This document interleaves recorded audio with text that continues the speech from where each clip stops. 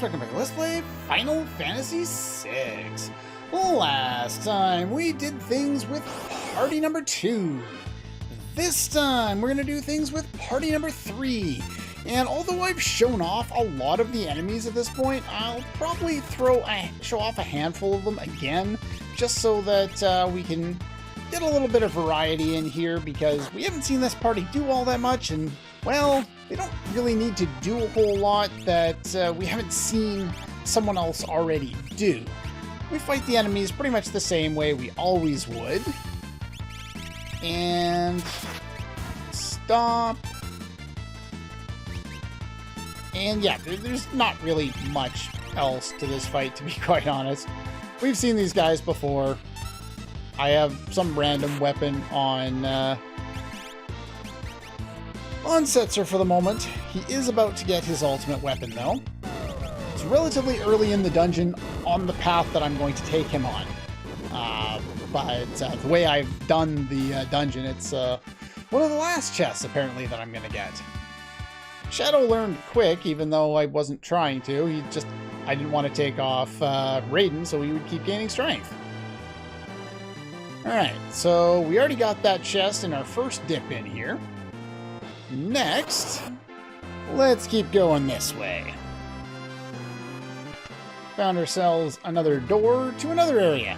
This area has some difficult encounters. Let's go over my setup before we go any further here. That way, Hero Ring, Memento Ring on Shadow, Earrings and Wall Ring on Strago. I'll go over why in a moment. Earrings and Memento Ring on Realm. And Setzer, for the moment, has just Marble Shoes and Sprint Shoes. He will get some additional setup a little bit later once I get his ultimate weapon. And we get the fixed dice. We got his ultimate weapon. Perfect. Now, the fixed dice works very much the same way the original dice does. The damage formula is, I believe, each of the dice times the other dice times your level times 2 or something like that. It has no bearing on anything else that he has on, and it is completely ignored by the offering. It's not reduced in damage whatsoever, making it a very good choice to be used with Setzer. And he doesn't need hero rings or anything like that to help boost his damage with that, and it pretty much outpaces his slots as soon as you could get it, really. His slots haven't really been useful for most of the, I would say, the second half of the World of Ruin, because early on it wasn't too bad. Anyway, so we got that. Let's keep moving around here and probably run into that dangerous encounter. That's the one. We've already seen these guys before, so we know what happens here. Let's take a look and see what we can do with that. Well, 420, nice. You're not helping me demonstrate how good this is. Well, it normally does boatloads more than that. But yeah, it can do ridiculous amounts of damage, or it can do nothing as far as damage goes. Let us get rid of Madam, who is weak to poison. I think all of these guys are weak to poison, actually. Well, there's one of them gone. Let's throw Attack Star at that one. I probably should have targeted Madam, but yeah, because I didn't think Bio would do that much damage. Well, we got rid of that one. Yeah, just the amount of instant death abilities around here. Yeah, see, that's what I was trying to get across. It is extremely random, but it can do absolute boatloads of frickin' damage. From high amounts to low amounts. Shadow's learning things that he doesn't need to learn, but that's fine, whatever. Who needs to heal? Somebody needs to heal. There we go. There is another encounter, I believe it's in this room, that I do want to show off, so let's see if we can find it. Okay, here we go. We got them. Dark Force. This is why Strago has a wall ring on.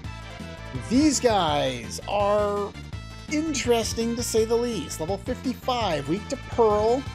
You can MP kill them, and you can use instant death on them. You don't need to. The important aspect of this is these guys can use pretty much every, save for I think like 4 or 5, every lore in the entire game. So we're gonna be in this fight for a little bit, because I don't know if there's any specific way of manipulating how they have things set up.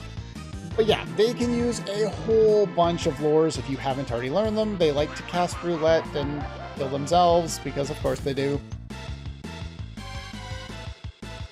If he's going to use the ability that I want him to use, he'll use it on his third turn. I am going to set up haste on them so that he will get more turns. And yeah, we can actually learn 2 different lures in this fight, and a whole whack ton of other ones if you didn't learn them earlier on in the game. But there's 2 new ones, including Reflect, that inflicts mute, darkness, and I believe slow on anyone with Reflect for some reason.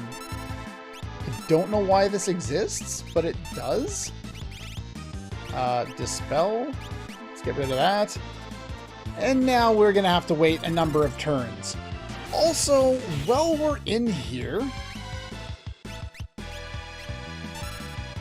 and we're waiting for things to happen, just do yourself a solid and make sure Shadow's not around. And this is why you want to make sure that Shadow is dead, because this guy can use Rippler. Well, he just gave me haste. Thanks, I guess? And we finally get it. I've reloaded this fight more times than I care to admit. Oh, this has taken probably close to 20 minutes to just get this one lore. Because he has a 33% chance to use it once every 7 turns. Because of his AI script. And you have mentoring and you're immune to that. Just go away, please. I'm kind of done with you. What I did is as I was attempting to do this, I had to reload the fight a bunch of times because they kept using Exploder and blowing themselves up, and I wasn't learning anything. Learn Quasar, learn Reflect. Thank you, finally. When you go into that fight, you really want ribbons, safety bits, all the things, and just go in with that and run away from everything when you're trying to go after it. Also, that 2 Dark Force encounter, that's a 1 in 16 encounter in this area, so more often than not, if you find one of them at all, you'll only find one alongside 2 retainers. We already saw that fight, but it's also tedious. Okay, all set back up to the way I should be set up. Let us continue through this area. I'm not sure why there's access up there, but... Alright, so Quasar is non-elemental. It targets everyone. It's decent, but it's all around worse than Grand Train, which we already learned before coming here, so it's kind of pointless. Prometheus. Yeah, we already showed this guy, but we'll use this as a good opportunity to show off Grand Train. And let's throw a Thunderblade at you. I got way too many blades. I definitely don't need as many as I have. But you need to cast Osmos again. Wow. Yeah, massive amounts of damage from Grand Train. Probably his best maneuver. I have given him the Economizer at this point to help him better use that.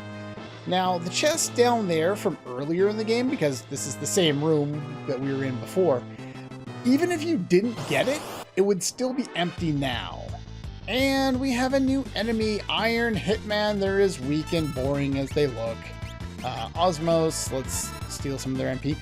The Dark Force enemies only have 700 MP, so you can actually rasp or Osmos them to death.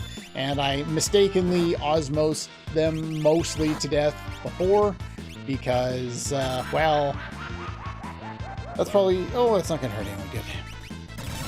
Just because I was trying to get things all figured out there, and I was like, well, maybe if I do this, it'll manipulate the the RNG so that he'll not, you know, use Exploder on the next turn instead of using the Exploder, which is not particularly helpful. Well, that's not gonna help as far as damage goes. That's a little better. Come on, big money. Well, that's dead. I'll take it. Iron Hitmans are, well, exactly what you think they are. Grand Train the rest of them, and then they're gone. Let's see, what else? Iron Hitman, weak to Bolt and Water, susceptible to instant death, level 52. Now, there are 1, 2, and 3 more enemies that I have not shown off yet. Let's see if we can find some of them.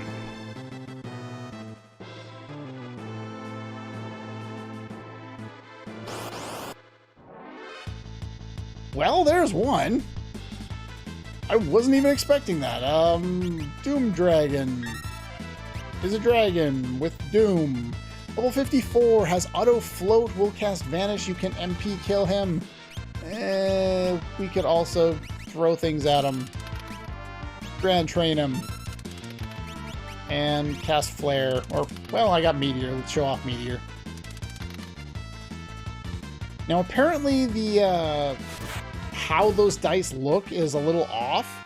Like, it'll show a 1 on top and then a 6 beside it, but normally with, like a die, the 1 and the 6 oppose each other. Apparently they all add up to 7. I never really, like, looked at a dice, you know, any set of dice long enough to notice that, but apparently that's the way it works. And we learned life 3. That's good. Alright, so there's 2 enemies left. I'm gonna have to find out where those enemies are. And find... Oh, it's not here yet. Never mind. Different area. And we get Tack Star here. And with that vaguely helpful treasure chest, we can move on. Now, we've made it to the end here. There are 2 additional enemies that I would like to show off. Can I run into enemies here? I guess not. Well, after going back and trying to find some of them, I've learned that I can't run into any of them on this path, at least not for a long time. And on top of that, I learned that the Demon Kiss instant death attack, counterattack that the evil Oscar has goes through instant death protection. Because it just killed Realm, and I had to fucking heal her. I don't understand. Anyway, now that we're here, we're at a pretty much a choice here. We can send party number 1 down to face the boss on the left, or the boss on the right. Spoiler, there's a boss on the right and a boss on the left.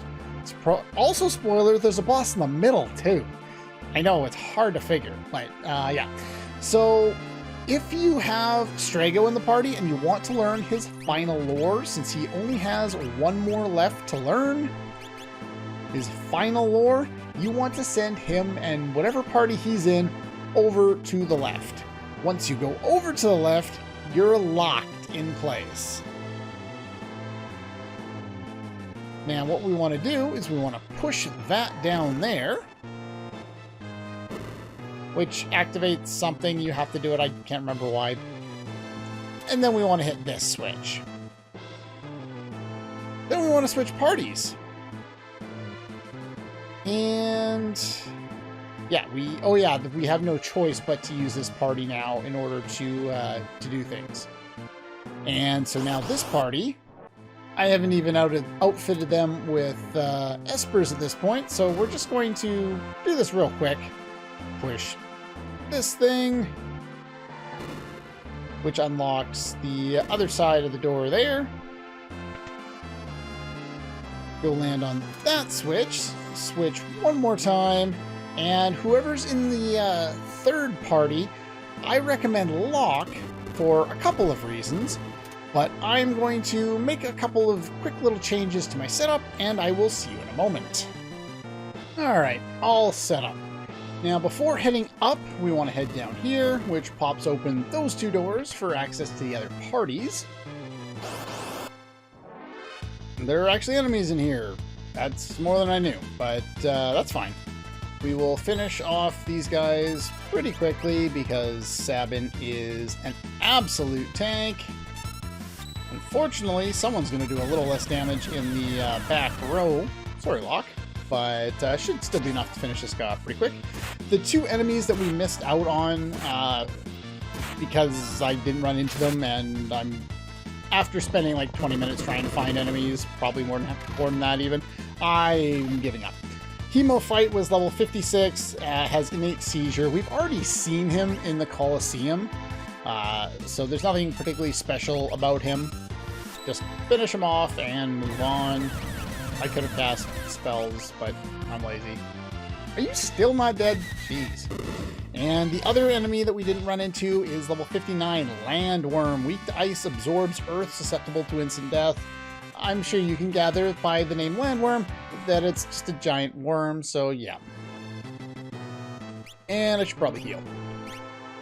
And I'll go over my setup here. It's pretty much what you think it is. Celeste has the gem box there, and everyone else is pretty much what you would expect. Alright, let's go on. Hello? Okay, well, we've seen this guy before. The Guardian is no longer absolutely unbeatable. Level 67, 60,000 HP, has a rare steel of a ribbon and a common steel of a horse armor, neither of which I got. Alright, so let's do that. Jump, X magic. Of course, it's a machine. It's weak to lightning and water. Bolt and bolt. And other than that, if you fight it properly, the fight's over before it gets a chance to do anything. I'm going to hang around for a little bit so that I can steal. Never mind, got it. And he's got, what, maybe one round left? Well, until I cast more bolts. So he's got an interesting AI script here. After his initial onslaught of absolutely nothing, he will emulate one of a few different AI scripts. He will either copy what Ultros did way back when, or he'll copy what Dada Llama did way back when. That was one of the thieves in Zozo way back. One of the other ones it'll run is the Air Force battle program from the Air Force enemies we've fought before. And finally, it can do an Ultima battle program where it'll cast things like Flare and Meteo and a power up to do Flare Star. None of which is particularly dangerous because you should be able to take care of the enemy pretty quickly, as you saw. But we learned Meteor, so that's nice. And here we get a save point, giving us access to tenting up not just one party, but all of our parties. Sadly, I believe we have to actually switch to the other party in order to heal them up. I don't think everyone gets healed from the same one, so I'll have to use 3 tents, but I've got enough, so that's fine. Alright, after saving and all that, we're going to run into a battle that I'm going to avoid. Well, there's Didalos again. This time you fight 2 of them. It's not like it changes our plan of throw life at them and they fall down, but okay, you say so. Even our non-mages can one-shot these guys because life has a 100% hit rate as long as it's not blocked by magical evade. It doesn't have a percentage chance to hit other than that, like all other instant death spells. So that's why I've always used it as we've gone along. Yeah, you have Crusader on, you learn Meteor. No one's going to learn Merton, I don't care. Everyone got Meteor that I wanted to, so that's good. Can't go up that way, so we gotta go out this way. And down here is a hidden ribbon. Yes, a hidden ribbon. Don't know why we're getting one so late, but there it is. One more fight against weak, pointless, boring enemies. Fire on you, ice on you, and Bum Rush on you, normal attack, and sure, you can jump, whatever. You're not going to even get your turn, I don't think.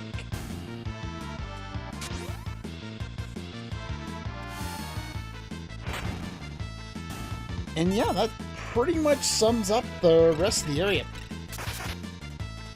How did that get nuked over to you? Well, you just made Locke do more damage to you. Are you happy? Ow. Well, that's a little less HP than I'd like to have, even for Locke. So, let's throw a little cure on you. And as you can see here, it's a statue. If we take down our other characters through these doors here and into here, more statues. And I'll give you one guess what happens to this party when we go through a very similar looking door.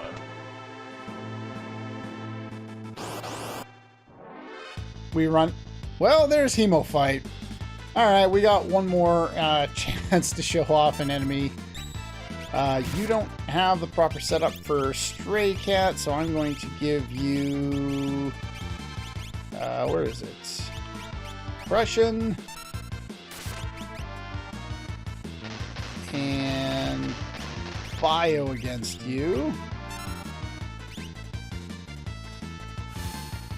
And I'm not even going to charge up super far here, because you're just going to do that anyway. We have the block working for us. That's nice. Yeah, Cursed Gaze, he counters with Seizure. Ooh, scary. But yeah, Hemofight's as boring as it was in the Coliseum. We saw it a long time ago. I already went over its stats. Shockwave. I think it's Wind Elemental. But yeah, he's level 56. Even though I mentioned it earlier, I'll let you know just in case. So he gained a level. He missed his Esper bonuses, whatever. So yeah, there are 3 of these statues. The 3 statues that we heard about a long time ago. Anyway, that's pretty much all for this one. Next time, we conquer the statues. And beyond there, the only thing that lies ahead of us is Kefka. That's all for this one. And I'll see you guys next time.